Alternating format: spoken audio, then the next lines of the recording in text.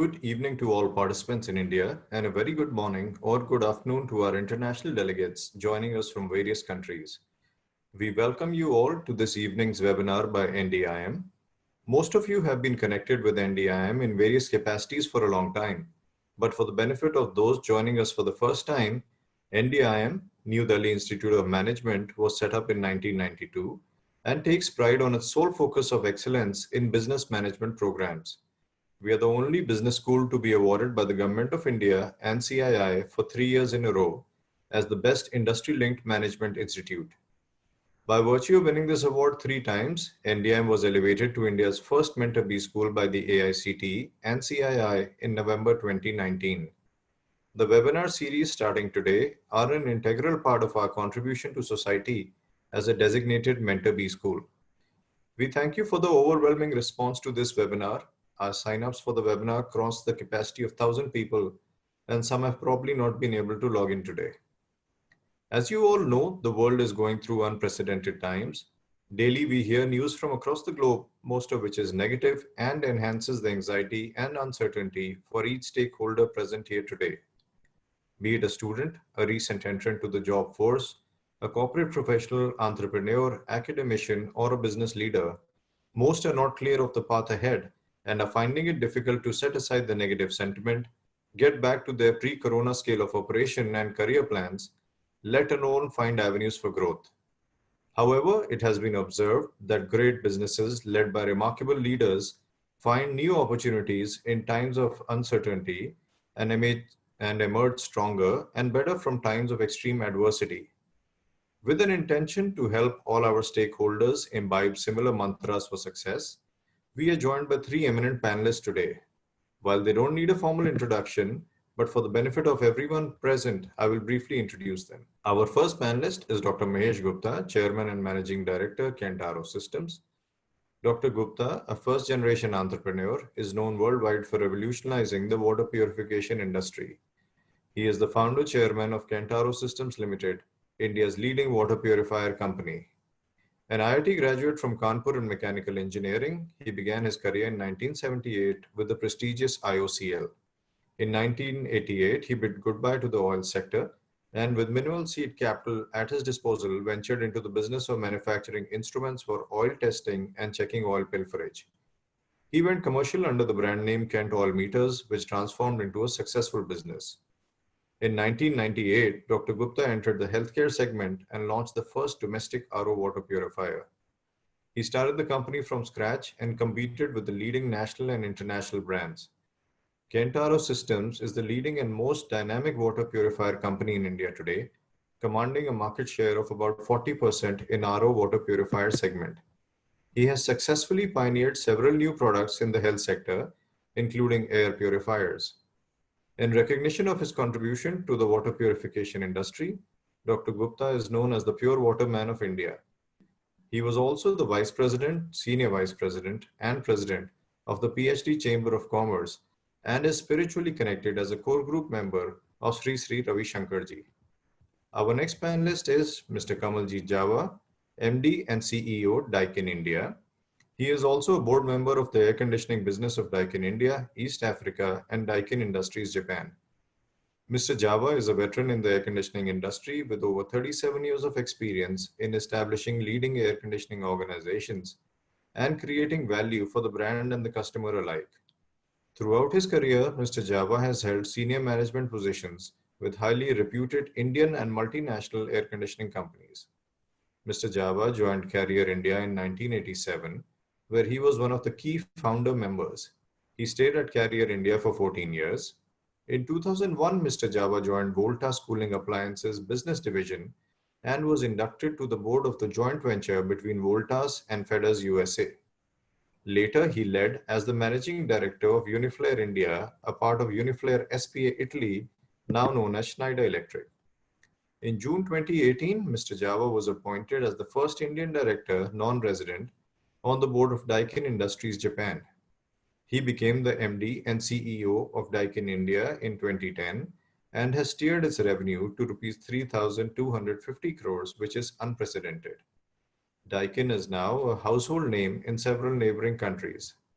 Our third panelist is Dr. V.M. Bansal, Chairman NDIM and Chairman PhD CCI Education Committee. Dr. Bansal is a former civil servant and has been the youngest and the longest serving Secretary, Collector, Commissioner, Principal Commissioner, and Director of the country's biggest statutory urban authority, DDA, Government of India for 28 years.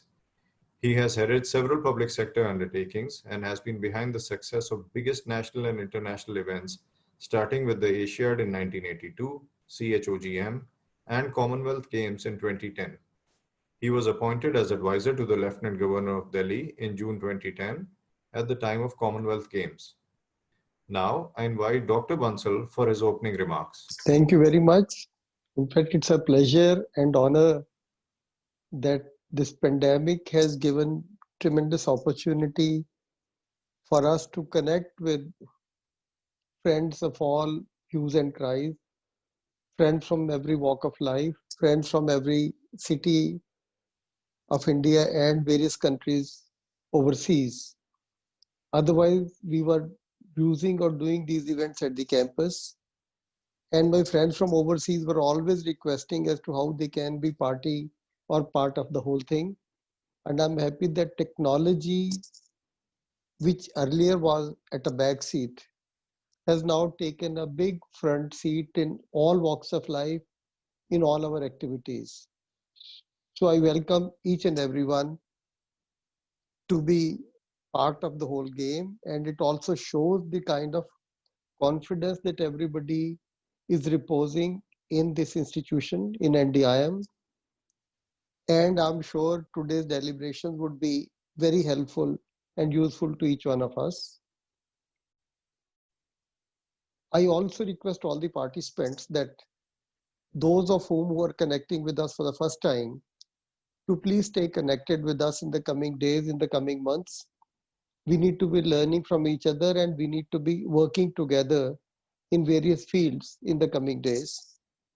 Obviously, we always hope and wish that this pandemic is going to open new avenues of friendship with you people and new avenues of partnership with each one of you. Now, to start the proceedings, I'll go to Dr. Mahesh Gupta ji. He is a small thing in addition to what has been introduction for him. Dr. Mahesh Gupta ji has been a very close friend, rather a member of the family. He is on the board of directors of New Delhi Institute of Management. Our faculty, our staff, our students keep on learning from him in a very big way. And he has been a big recruiter at the campus. He has been a big guide to all of us. And he's always available to all of us at all the times. In his last journey of more than 42 years, out of which more than 25 years or 30 years as an entrepreneur, as a first generation entrepreneur.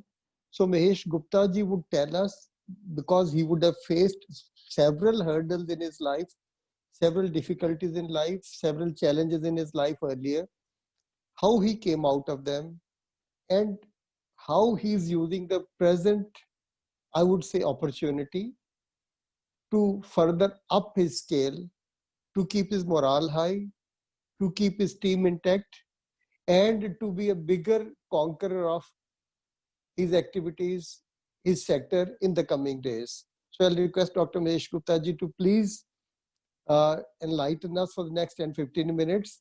Thereafter, we'll have Java ji, and thereafter we'll open questions for the whole world. So please, over to you, Dr. Mahesh Gupta ji.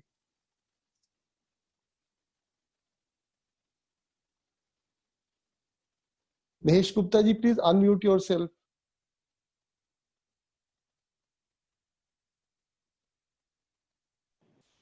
Yeah, that's right. Yeah. Thank you, Bansal ji, Ankur ji, Java ji. First of all, it's my honor to be addressing this big gathering. I understand this gathering consists of students from the NDIM, students from other institutions, industrialists, and various delegates. And thank you for inviting me, because this is giving an opportunity for all of us to interact. It's not only that I'm going to share my experiences with you, but it's also that the questions being asked by you would help us to have thinking what we need to do in future. So we are all talking about uncertain times. Well, how uncertain they are, we need to understand. Is the uncertainty over now? I think it is still not over. Because the cases are rising not only in India, the cases are rising all over the world. Everybody is looking for an answer where it will end. And once if the uncertainty would have been over, then I think if we would have planned, that's the thing which we know where we need to reach. At the moment, we do not know from where to start, because that's the pandemic is making us scared at this moment of time. And we have only some glimpses what is going to come or what we have experienced today. But what more we will experience bad situation is yet to be seen. But anyway, we should start thinking what we need to do. Well, Bansalji asked me to see how did I overcome situations in the past. Let me tell you, I had never imagined a situation like this. And the whole world is witnessing this situation, I think, after a century. The worst pandemic, which is the recent one, as big as this scale, could be traced back to the 1918 to the 1920, the Spanish flu. More number of people died at that time, and that affected the whole world. And this is after exactly a century afterwards that we are facing a similar type of situation. The difference between 100 years is remarkable. A lot of technology has evolved over a period of time, and the communication is faster, so is the spread of disease. If it happened in China about 4 months back, I think in a span of 4 months, it has spread all over the world. Maybe in the olden times, it took a lot of time to spread all over the world. As we are saying that we can find a vaccine and only then solution will come. Well, when will it come? We don't know. And everybody is saying it can take years or at least few months before the vaccine is available. I'm not trying to make a pessimistic remark, but I'm trying to put some facts in front of us. And if somebody is running an industry, his question is whether I'll be able to sustain the loss of business in this period of time, and will I be able to come back with strength? But to sum up this, I'm not trying to go into too many questions, but even if we need to answer the few questions which I've raised, I'll put my point in front of you, my views in front of you.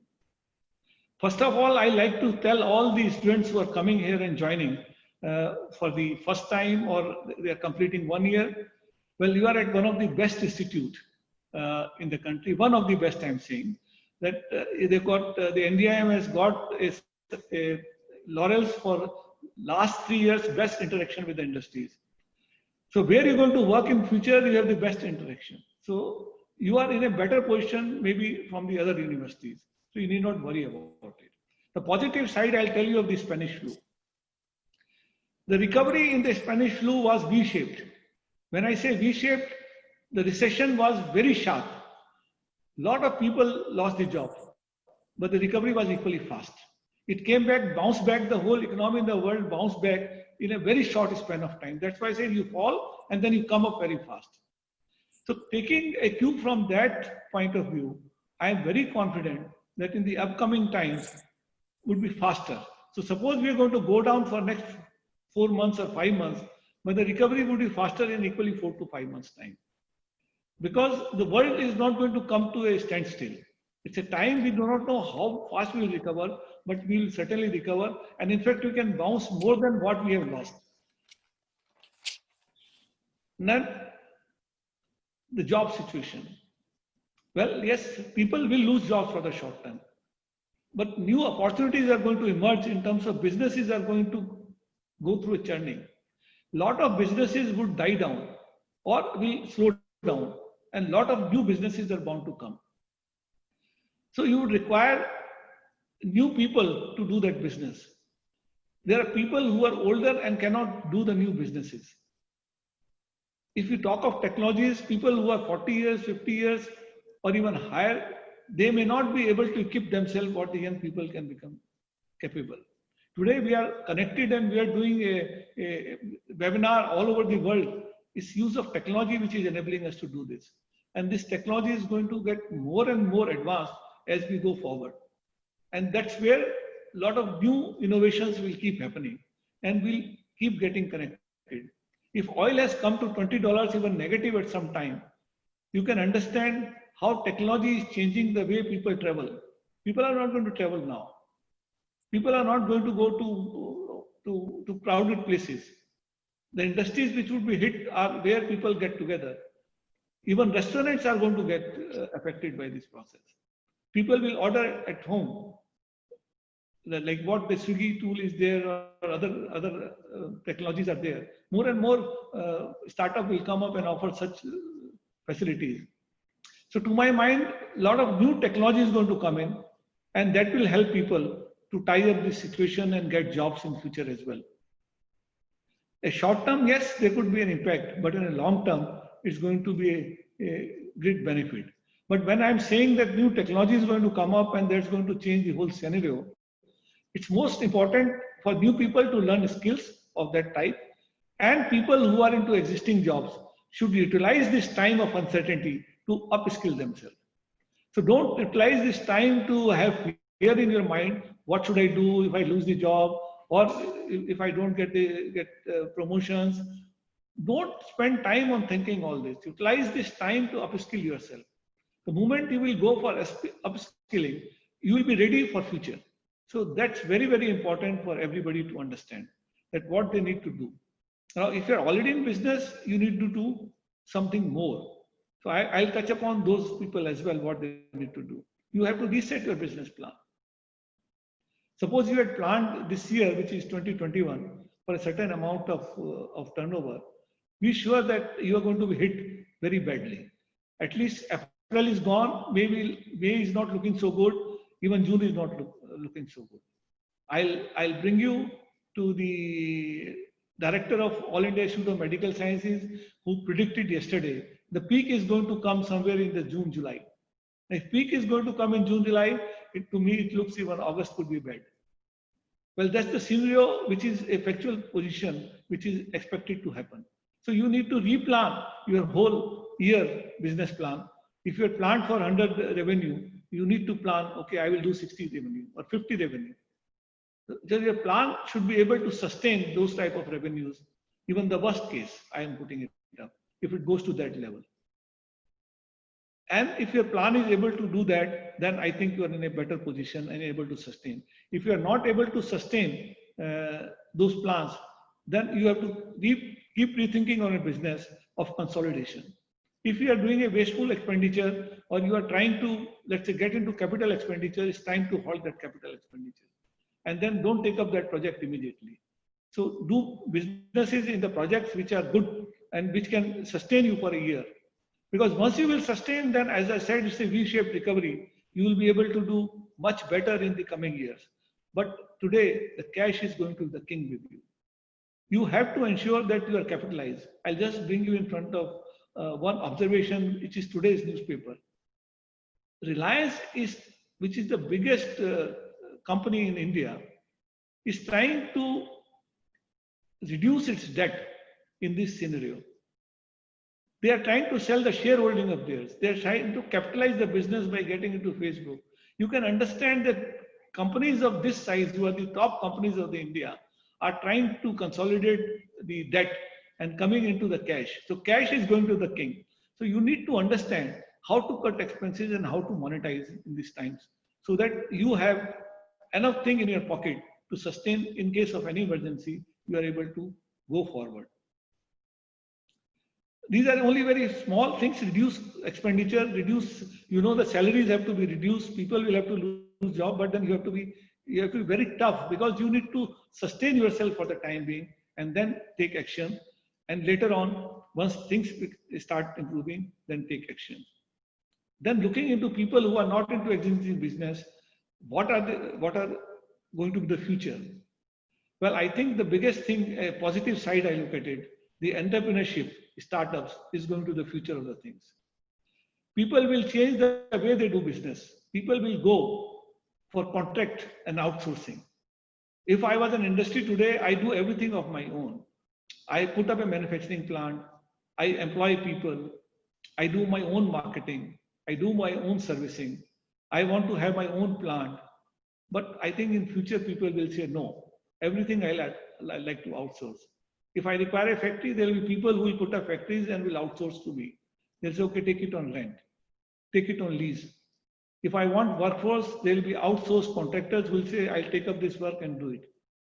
If I want to market, I have agents who will take up marketing and I will not have our employees.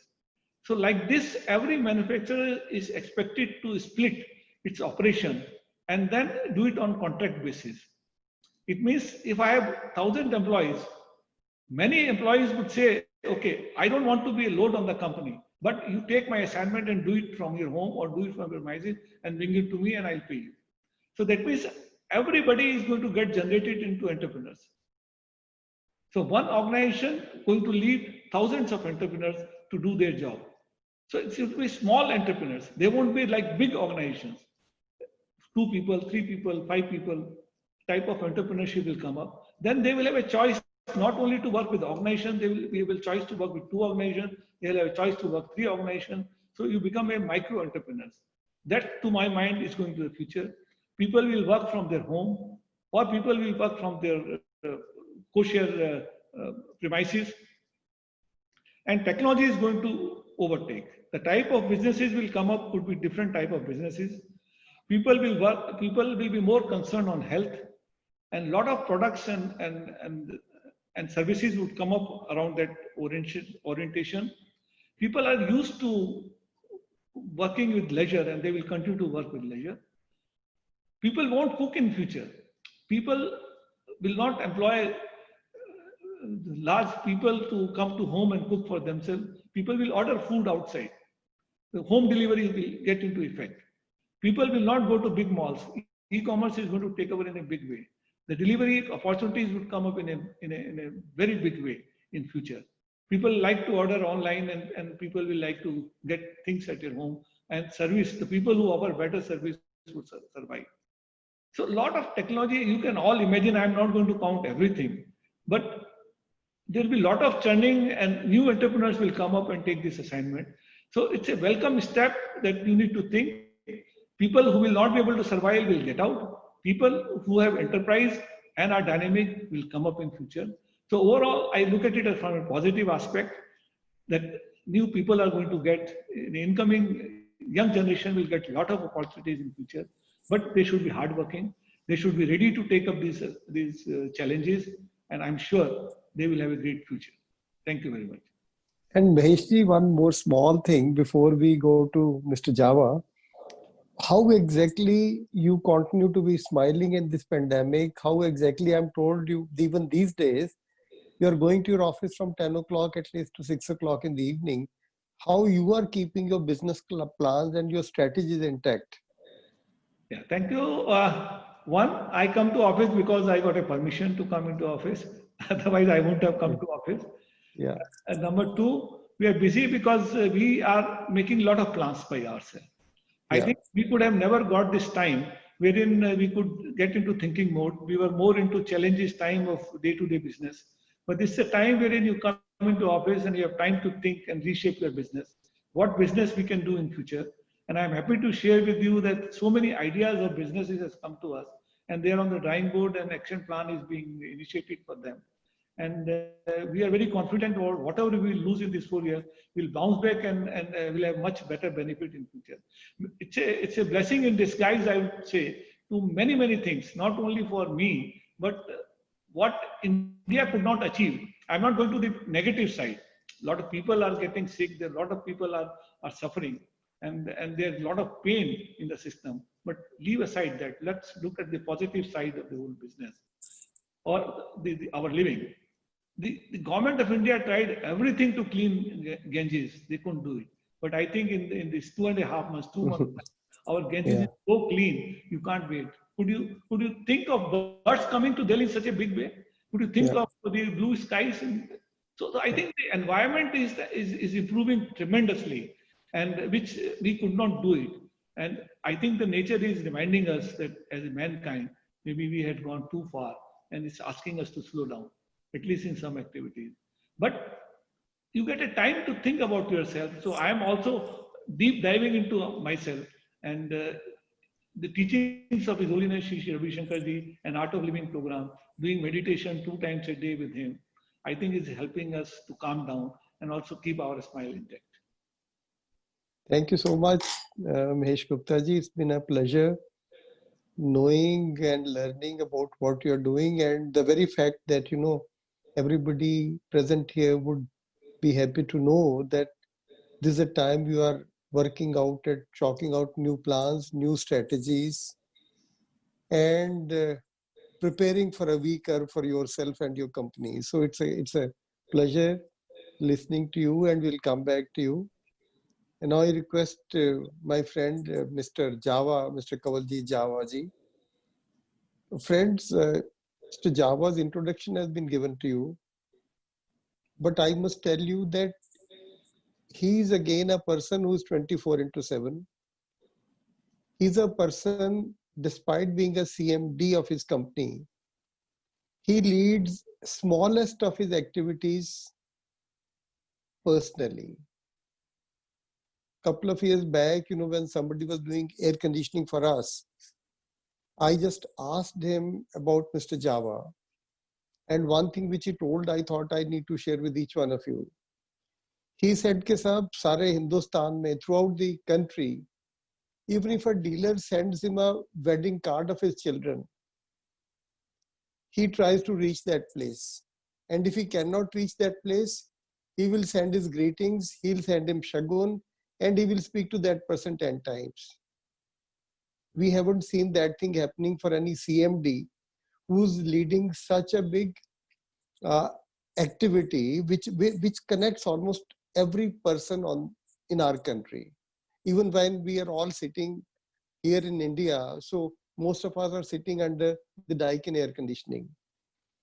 So because of his hard work, he was taken on the board of the international company of Daikin based in Japan, and resultantly stays 7 days a week in Japan, sitting on the board of directors.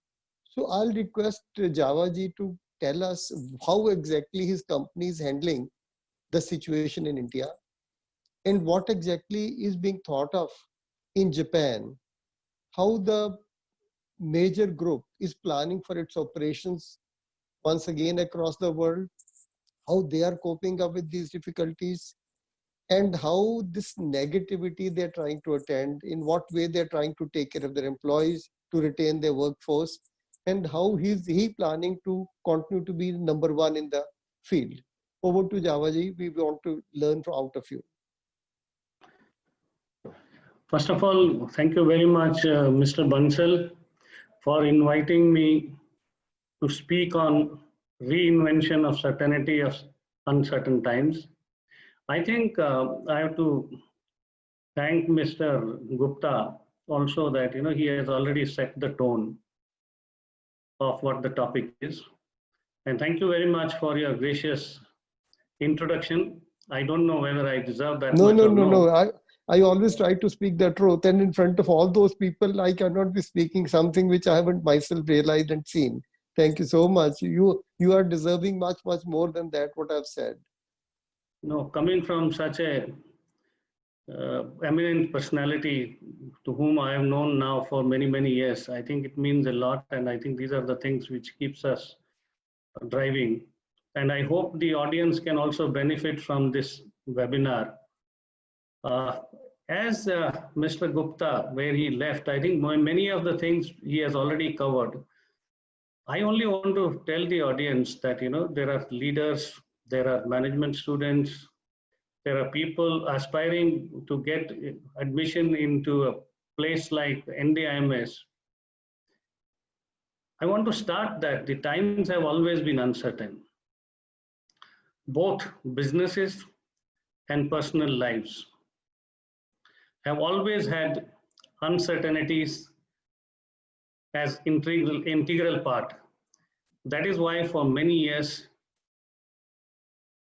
before COVID-19, the expression of VUCA word, volatile, uncertain, complex, and ambiguous word has been used. So before I jump into putting the blame on COVID-19, I think it's important to realize that in general, of course, COVID-19, as Mr. Gupta also told, that is unlike anything else. It has been huge disruptor, the mother of all uncertainties. While the economic consequences of COVID-19 are still far from clear, we believe that end of the crisis will not mean a return to business as usual. The business of impact of COVID-19 will inevitably require relook at operating business models. To drive home my thoughts on this situation, let me give an anecdote about my own company, Daikin. And maybe you can relate in your context. And if you have any question, that I will be happy to respond either directly or through Nikhil or my friend Ankur. Well, I will start with my understanding on aspects of the pandemic in India, what I was asked to speak on. And what are the technology implications of COVID-19? And how are we, Daikin, India and Japan, have reworked on our strategy? While the plans are not fully clear, but what are the plans post the pandemic when it gets over? And what are the expectations from today's youth or the future leaders, which I guess that I'm addressing. When I was told that, there are more than 1,000 people, so I thought that, I must give an update on this, that, cases have been reported across India. As I speak on this morning on 8th May, total 56,342 cases have been infected. 16,540 have already recovered, which is a very good news. And 1,886 have lost their lives. This is, needless to say, is the biggest calamity post-World War II, which has created anxiety not only in India, but the entire world is suffering. However, despite the diversity of India, with over 1.3 billion population, there has been a great unity and discipline in dealing with this pandemic. Across the central and state governments, across parties and administrative and healthcare professionals. Government has taken stern measures such as stoppage of domestic and international flights.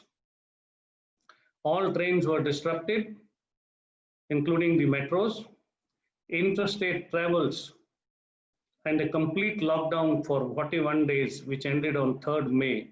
And now also we are under partial lockdown for another 2 weeks.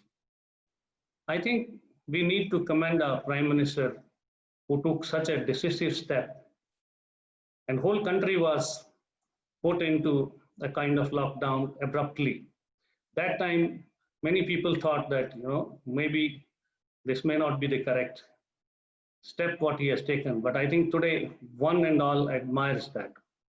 Education of public at large with health and safety precautions, as well as stipulation of SOPs for enterprises when they open, have been at the core of preventing this community spread.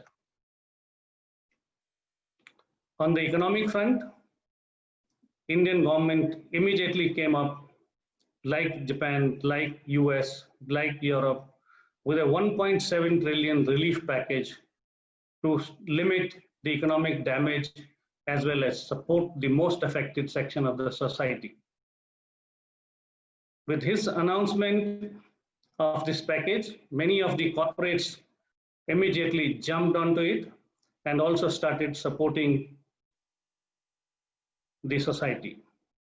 Like that was again a very gutsy decisions taken by the corporates, including CII, FICCI, ASSOCHAM. People came together and showed a great sign of unity. Subsequently, the Reserve Bank of India has also announced the second tranche of liquidity boost for the economy. Central government is also further expected to release stimulus package for MSMEs, SMEs to save jobs.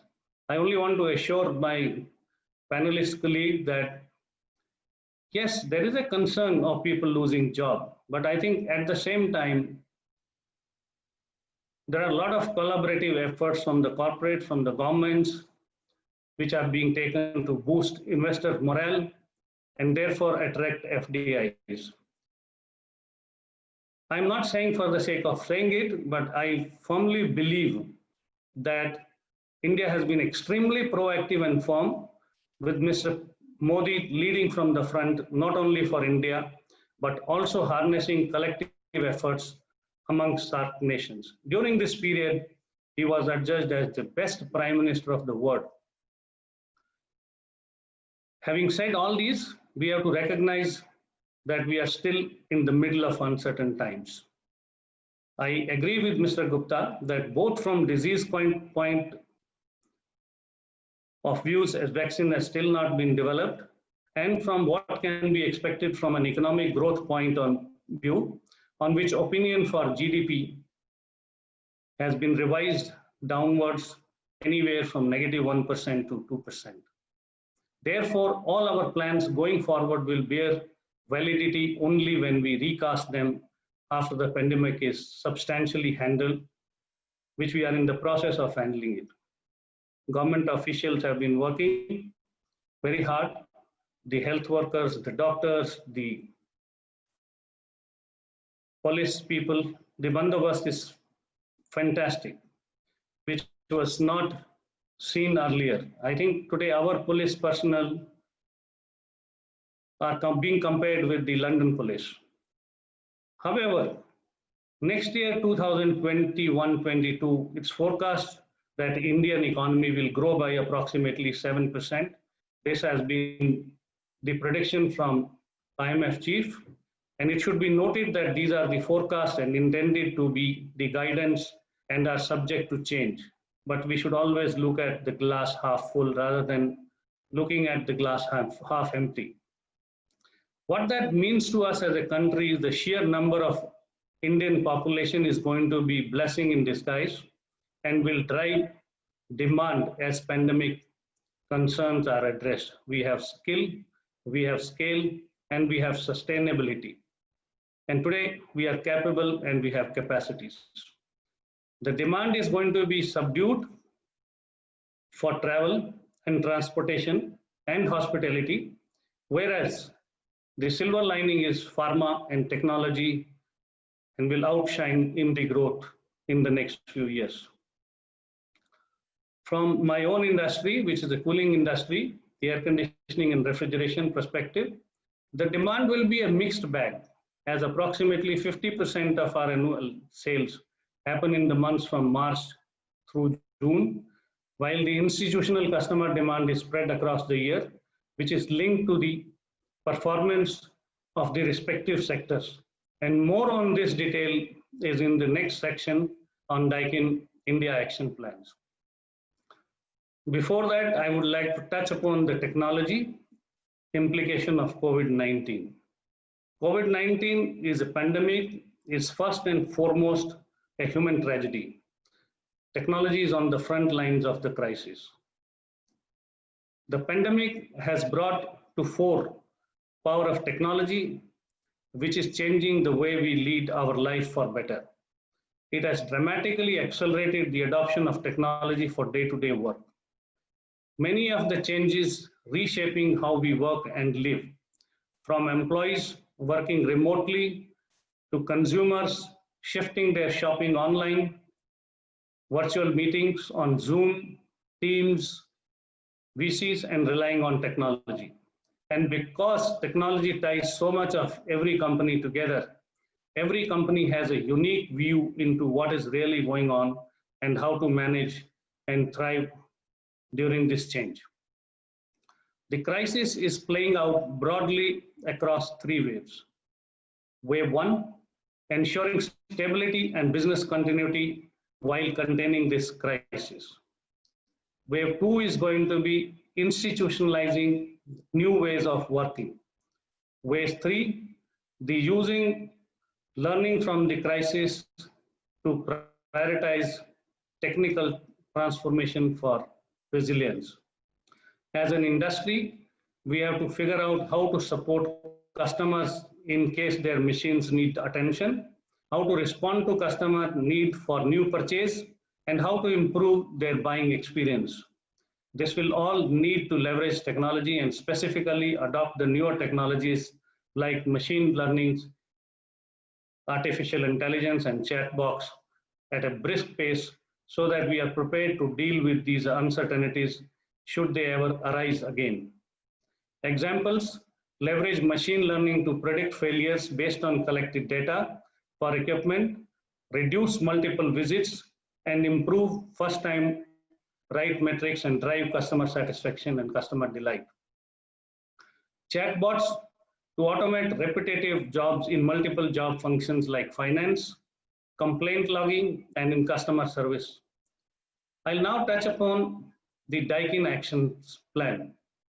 Our actions are directed at managing not only the current situation to the best of our abilities, but also looking at the long term in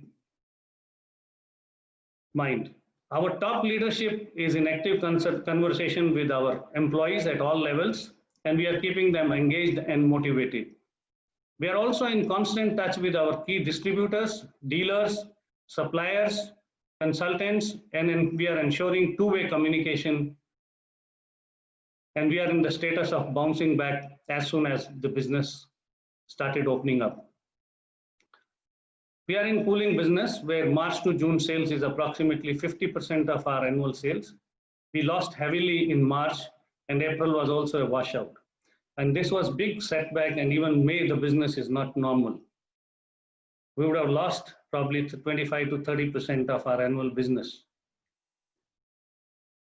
But we are prepared, both on sales and cash flow, and in order to address both the cash flow and profitability issues, we have drawn up a contingency plan, which is the need of our. As a short-term measure, non-essential activities have either been asked to be stopped or postponed for 9 to 12 months. Cost-saving measures have been put up, and this plan is being monitored by the top management of all the countries. Whenever we got the opportunity, we were the first one to open factory partially, and we gear up for required production gradually. All health and safety precautions are in place. We have to now ensure sustainability of running this despite areas of concern, impacting commencement of industrial activities. Time to time, we face a lot of challenges, but we have also partially opened most of our offices from 4th May onwards when the lockdown opened. How do we see our future, or how do we see the country future and Daikin future, not only in India, also in Japan? Many of you may know that India and Japan enjoy a very healthy and business-friendly relationship between the two prime ministers, Mr. Shinzo Abe and Mr. PM Modi. So we are actually raising our hand from India that India can be a major hub of manufacturing for all the Japanese company should they decide at any point of time to shift their base from China to India or otherwise. Or today, I must tell you that in China, probably there were 15,000 companies who were operating in China. And in India, it is only about 1,700 or so. So having shown the success here by many Japanese companies, Daikin India has offered to be the facilitator for other Japanese manufacturing companies for imparting Japanese manufacturing processes, and therefore be in the center of facilitating the process of large-scale manufacturing in India. Not only for Daikin specifically, but for other companies in general also. Also, I very strongly feel that this is advantage India, that there is a widespread expectations of investments shifting from China by Americans or by Koreans or by ABCD to mighty 5 countries in the Asia, which is including India. And I think India stands the best chance.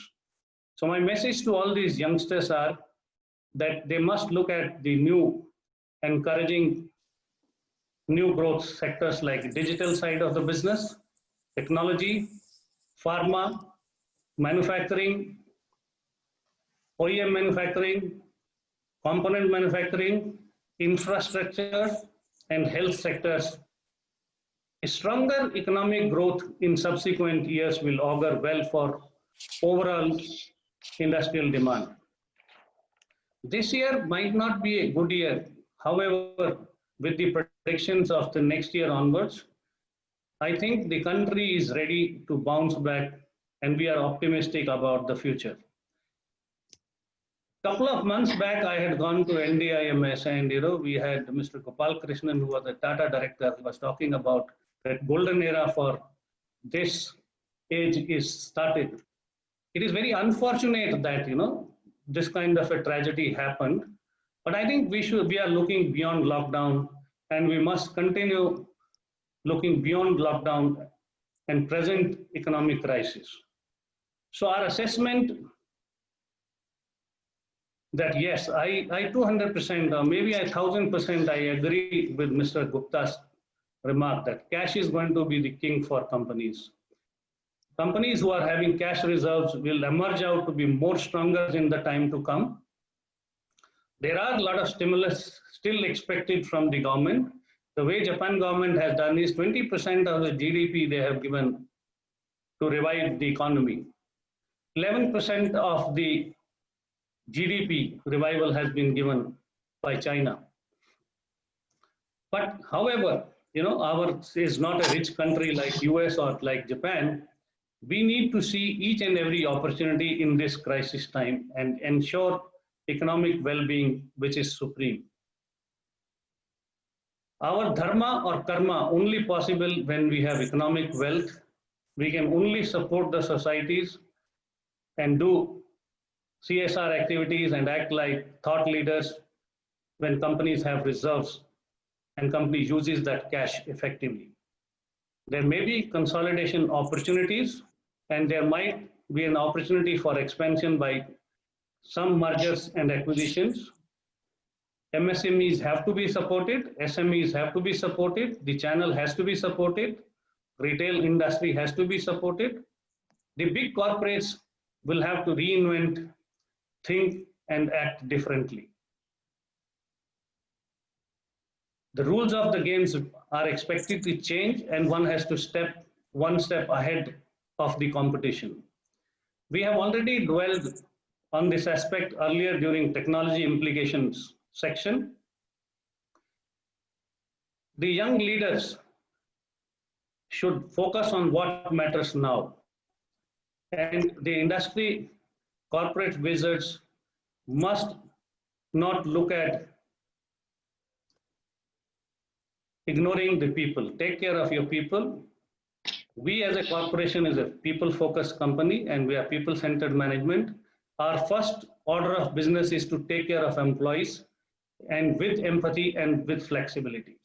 Thank you so much, Javaji. Thank you so much, for also telling us that Daikin India is one of the key players or key associates of the government of India in bringing Japanese investments and bringing Japanese companies to India. So that's very heartening to know. And in fact, I also want to thank you that you have been a big support also in promoting Japanese language at our campus, which we started 3 years back. You've also been a big support in offering big internships and jobs to our students, and also assuring us now that since more Japanese companies are coming to India, so possibly the students who are learning Japanese language with us, they are likely to have a great future with Japanese companies investing and coming to India in a big way. Thank you very, very much. Now I'll just request one question from both of you before we open up questions to the participants. what exactly do you see that those students who graduate out from the campus 2 years from now, Mesh Gupta ji had touched this point also, those students, who get into professional colleges this year in 2020 and they graduate in 2022, what do you feel, Gupta Saab, what is going to be their future? Yeah. And those students who graduate next year, who do not graduate this year, but who graduate next year, do you think things will be good for them? Yeah, let's try to answer your questions. The students who had graduated 2 years back, I think NDIM would have 100% placement for these students. That's right, Those sir. students must be worried. What's going to happen? Yeah. They could be the casualty to start with. Yeah. People who joined latest are the people who are taken off the job if the company doesn't require. Obviously, that challenge is going to come in. And I can't deny that challenge, that some of them, if the industry itself is not running well, then they need to take some measures so that they can sustain themselves. That's right. They should be ready. They should have an alternate plan, what they can do. As I said in my earlier opening remarks, the best thing to do is to become an entrepreneur. It's a blessing in disguise. They should always keep looking. I would say 50% of your strength, people who are 2 years and above, pass out, must look for entrepreneurship, must look for where they can come into business. I can tell you today and in future, businesses, entrepreneurs will be born not because they had the capital in hand, not because they had the information in hand, but the idea in hand. Innovation. Quite right, quite right. Innovation is the key. And these are the times when they have enough time to think about it. They should devote this time of uncertainty and lesser work to think of small businesses, not think of big businesses. And what about those? Yeah, what about those who graduate after 2 years? Let's work it out. Then there are people who are going to graduate after 1 year and people who will graduate after 2 years. Correct. I can tell you, people who will graduate after 2 years need not worry. People who are joining today, you will not be able to find people. It is going to be V-shaped recovery. By that time, a lot of companies would have come into the country. A lot of people are going to come in. New businesses would set up. Recovery would have happened, and we would be growing in a big path. So they need not worry at all. They should concentrate on getting skills and also getting into the new things. Then the next big challenge comes from the people who are going to graduate next year. So people who are going to next year, I think would also not have that much of difficulty. Because again, by that time, we would have come back to a bit of a normal thing, but not as what 2 years after would be. Very right. So the biggest challenge is going to be the people who have just graduated. I'll be very frank with you.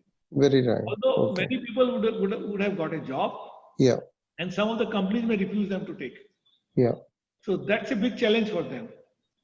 And they should spend their time not either being entrepreneurs, but they don't have any experience in that industry.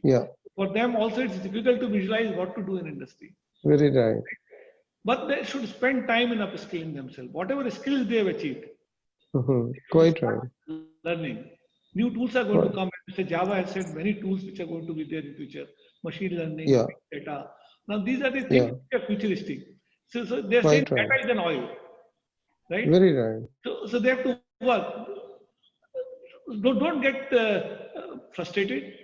It's a short-term thing, and it's going to bounce back. So sometimes in life, if it's going to bounce back and you have to sit back, you have to look at the life from the big perspective or big vision. You don't have to look at it from small vision. What are we in this world? You look at it, we are a tiny particle in the whole creation. Very right. So look at that 1 year is nothing. It will pass away like anything if you can spend your time on many aspects which you love in life. Right. So that's what do you say? What do you say, Javaji? What is, your national and international outlook? Yes, I will tell you that, I don't think that, the institute like NDIMS and all, students should worry about. One, because it is very innovative. I have been associated, and it's not that I have done any favor, because in my 40 years of professional career, I don't do favors and I don't take favors. That has been my personal philosophy. So when I Okay. saw the way I saw the courses are being conducted, and I happened to meet one of your faculty or one of your dean, Mr. Ji. Nikhil in Japan, and I just Yeah. happened to bump him in one of the conference, and it Yeah. was a need which was given by me to him rather than you supporting you are supporting. So I should be actually thanking you that for giving me that kind of a support. And this new youngsters also, because we have as a policy, we recruit every year some youngsters Yeah. from Yeah. management colleges, from diploma colleges, from engineering colleges. And if we don't find them Yeah. good, so we have certain criteria. Yeah. Coming back to the second question of yours, that what are the lessons for Yeah. students of management? Yeah. There cannot be a better time for students of management to learn. Just look around and become a sponge for learning. Very I right. will tell you my own organization last lockdown period, Mhm. 65,000 man hours training we have given, primarily skill development at all levels. So I think Okay. every person today should look at that. Look at the Okay. way government of the world are managing this pandemic, Yeah. be it in the disease control, healthcare, vaccine, research, economic stimulus, or social issue. This is the learning with feet to the fire. Quite right. So from the individual firm point of view, from the specific points, as I mentioned, from my company point of view, Very right. you can draw many lessons. This is because what I've told you is not the theory, but reality. Quite We right. had Very right. many adversities, and adversity, I see this adversity as an advantage for the students who are passing out after 2 years. It's There a will be great. ample number of opportunities because when you compare the cost of production, it's not that India is getting success just like that. There is some fundamentals Mhm. that today, amongst other companies, we have been able to show some value addition. Mhm. We have been able Mhm. to produce innovative and latest design products for the exports markets.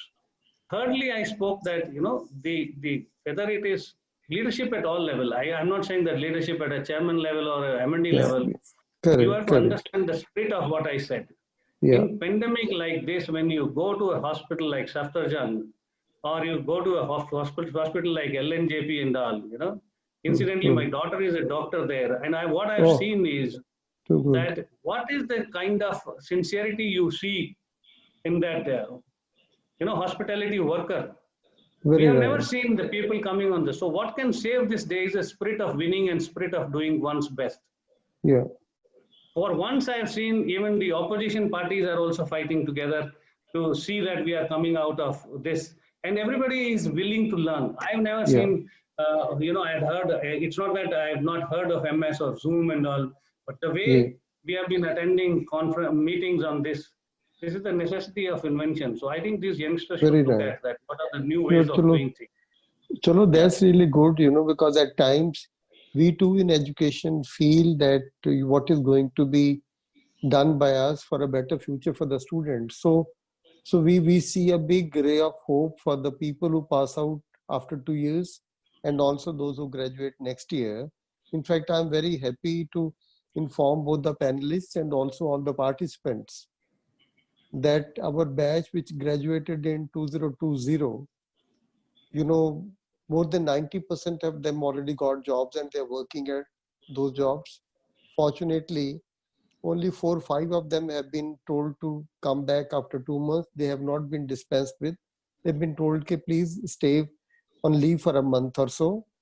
And for the batch which is already at the campus, we have already fixed internships for all of them, for all the students. Faculty is working very hard, and couple of things which you mentioned, both of you, is about new skills that we need to be giving. That is very, very important. And we keep on realizing all these things and understanding from the whole world every day. And we feel that digital is going to be a compulsory field for every graduate of MBA, not only for those students who are doing their MBA in digital. So we have made digital learning as a compulsory thing for all our students at the campus. That is one thing that is helping in a big way. That is what Javaji also recently interacted with us. And other field is data science, which has artificial intelligence and machine learning a part of it. We started this MBA 3 years back, And most of the students are taking this. Till last year, we were giving these skills only to those students who were taking this as a specialization. But from this year, keeping in view the enormous change which COVID has brought for the new recruitees or for the new recruiters, so we are giving the data science, AI and ML as a compulsory thing for our students of all specializations of marketing, finance, HR. So we are already doing these couple of things which we feel that we'll be able to come and knock at your doors next year and year thereafter to take care of our students. So now I'll request Ankur and Nikhil, in case they have some other student participants question they would like to raise.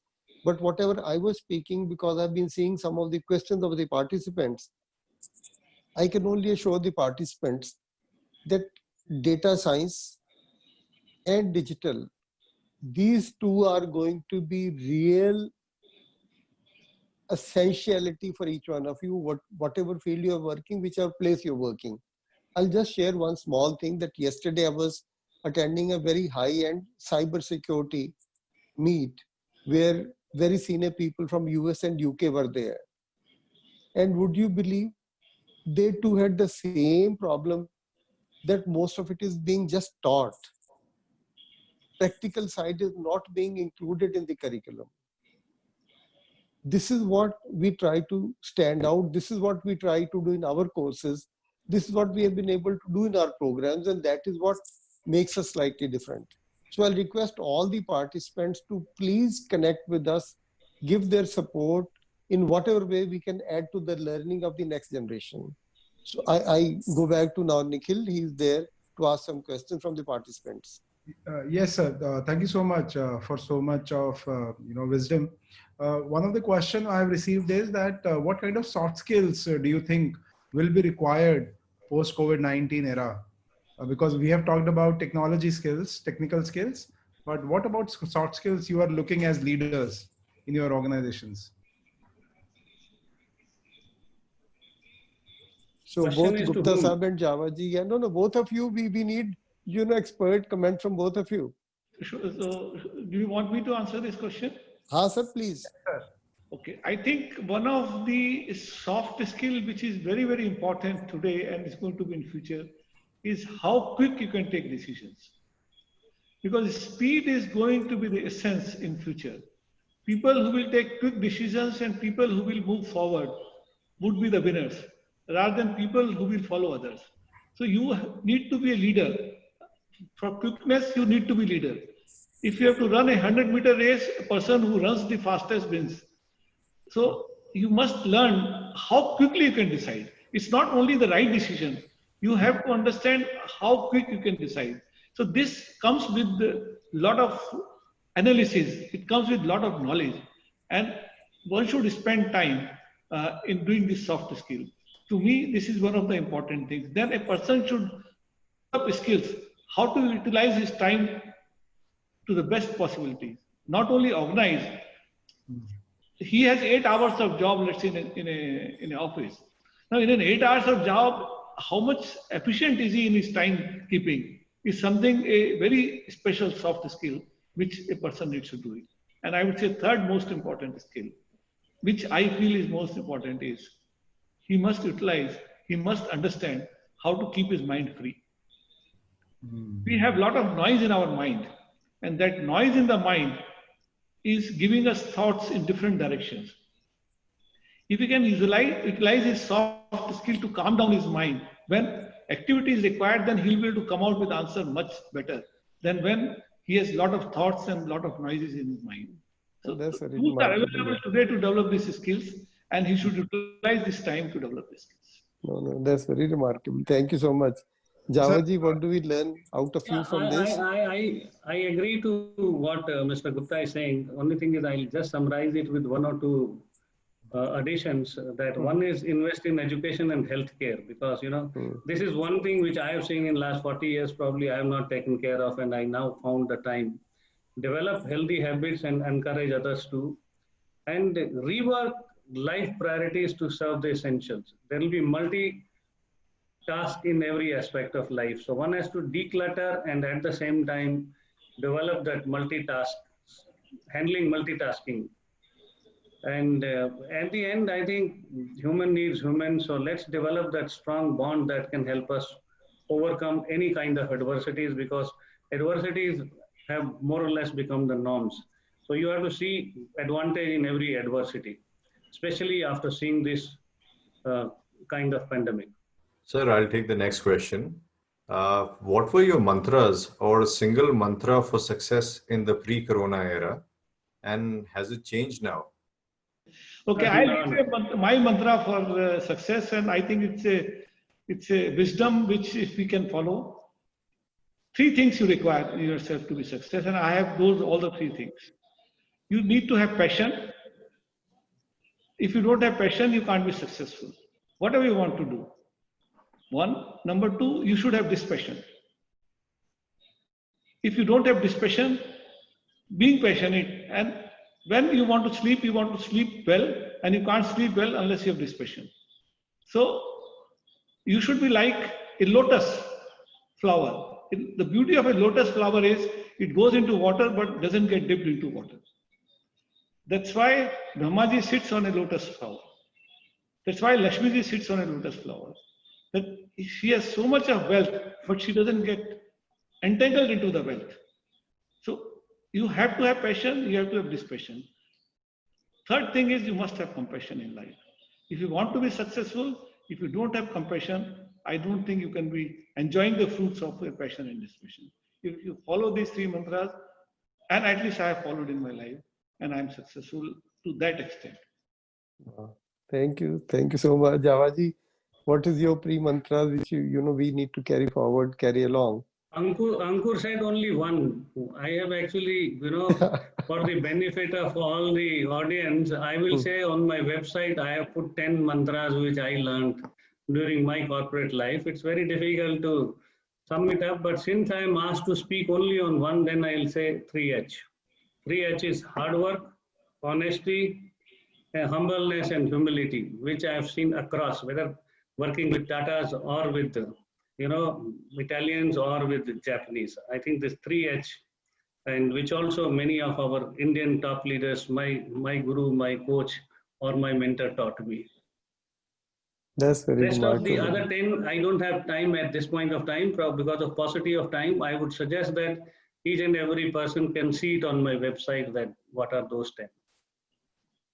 But I can see all these qualities in both of you, at least, we have been seeing and interacting with you all the time. So I've never seen a single moment when you are slightly unhappy with yourself or with your people. All of you are just very happy, very positive, very smiling all the time. And whenever there's a message, whenever there's a call we give to you people, you come back immediately, despite your other engagement. So we can see the reason of success, with both of you people. No, because I follow at least a general life mantra. Do simple things. Discipline helps in creating a foundation. Eat, sleep, exercise, work. Stick to basics. Yeah. Family first. I don't miss any function. When I say family, family is my large family. Yeah. And positive thinking all the time and maintain a good culture and value system. Experience helps shaping perspective in life. Sir आपने इतना कुछ बता दिया, सबको करना आसान नहीं है ना. So many things. नहीं वो तो मैंने आपको बताया ना, ये stick to basic. कुछ भी बताने की जरूरत नहीं है. बिल्कुल ठीक बात है. When you are in basics, do simple things exceedingly well. That's all. And just do it. Like Mr. Gupta also said. Very right. That's very right. And Nikhil, Ankur, any other things? Please carry on. Yes. So there is one question around startup, that people who have just started their own startup or entrepreneurship journey, or those people who are about to go for entrepreneurship or startup, what is your advice as leaders? What should they be doing? Well, if you want to have a startup, the most important thing is the idea. What you want to do. If you are going to run after making money, that's not the best thing to do. If you want to have a startup, then your idea should be a value addition in the business. If bringing a value addition which is better than the other people, you have to find out what you're going to do. Then that is going to be successful. And that solution are plenty. And there are going to be very plenty solutions in future. So that is how your idea would be unique. So you have more chances of success. But if you want to come up with simple things of doing which other people are doing, let's say you want to start as a consultancy, and as a consultancy you are just providing your manpower, and manpower is doing routine things, then you will earn only to that proportion. But if your idea is bigger and you are going to work on that idea, you can consult the experts in that area, seek opinion of the people. Is it beneficial to the society? Is it going to add value to the system? You are likely to be more successful. Okay. Thank you, sir. Thank you. So in fact, the learning that we had today, it has been, I'm sure all the participants certainly are taking some positivity back with them, some new information back with them, and some new mantras, which of course each one of them or each one of us knows, but we forget all of them or most of them in our daily routine. So thank you very much for reminding us on those important mantras. And I would also, request the participants that NDIM, New Delhi Institute of Management, is doing these things as a part of its CSR activity. And that is the reason that such senior stalwarts like Dr. Mahesh Gupta ji, Mr. Kanwaljit Jhawa ji, all of them are so very kind that, they just come to our platform at a very simple, small call at a very, very short notice. So in the coming days also, we will try to take care of your quest, your queries in different fields. Whatever new areas you want us to be connecting speakers, you want us to be hosting or holding webinars in these days, because physical meetings or conferences still may not be possible for a couple of months or several months. So we'll be very happy to connect with all kinds of experts and bring them at this forum to answer your queries and bring their knowledge, share their knowledge with each one of you.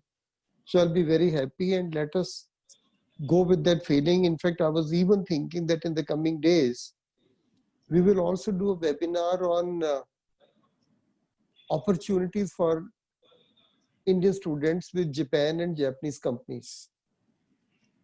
That is one thing, because as Jhawaji mentioned, that 15,000 companies from Japan are working in China and only 1,700 in India. And the government of India has fixed 10 places in the country where land is ready, entire infrastructure is ready. Invest India is working very hard on bringing thousands of those companies to our country. So I only feel that there's a tremendous scope and future available to each one of you, especially if you learn those languages where people are not available. And I do not know how many of you know that we as New Delhi Institute of Management are the only, I would say the only MBA college in the country which has been licensed by the NSDC, Government of India, since 2017 to train, prepare and send manpower to Japan. On that, we are working full time. 85 of our current students are studying Japanese language. So I only want to tell you that even in the most desperate times, we have to see where the opportunity is and get into learning that skill that is required. So language of a country which can offer jobs is another skill that you must be looking for re-employment. As Gupta ji said that, students of previous batches, countrywide, engineers, MBAs, they may be losing out on jobs. So they must try to be learning those languages where the jobs are there. They must try to get into data science programs with us or with anybody. They should get into digital learning in a very big way. And yes, yesterday I was listening to a webinar from chairman and vice chairman of the AICTE. And would you believe what they were saying? They were saying that if there are 1,000 marks for an interviewer, we'll give 450 to 500 marks only to soft skills.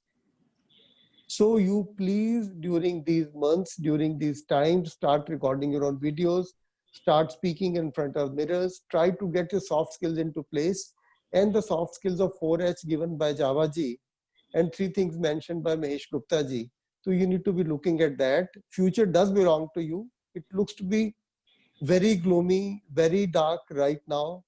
पर वो सुबह जो है बहुत जल्दी आने वाली है, provided you do not lose hope and you do not stop working at acquiring new skills. Old knowledge, old skills, old teaching will not take you anywhere. Look for that place which is very innovative, which innovates into teaching skills and tools every day. So it has been a great learning for all of us today. And with your permission, Ankur and Nikhil, do I request the guests to leave and wind up? Yes, sir. Namaskar. Thank you, Mahesh Gupta ji. We are very, very grateful to you for sparing so much of time. Thank you. Thank you, Javaji, for being with us all the time. And I'm very sure that for both of you and for all our people, we will be able to jointly and together find a better way out. Thank you very, very much, all the participants. I'm extremely happy to have all of you with us this evening. Thank you very much. We'll come back very soon.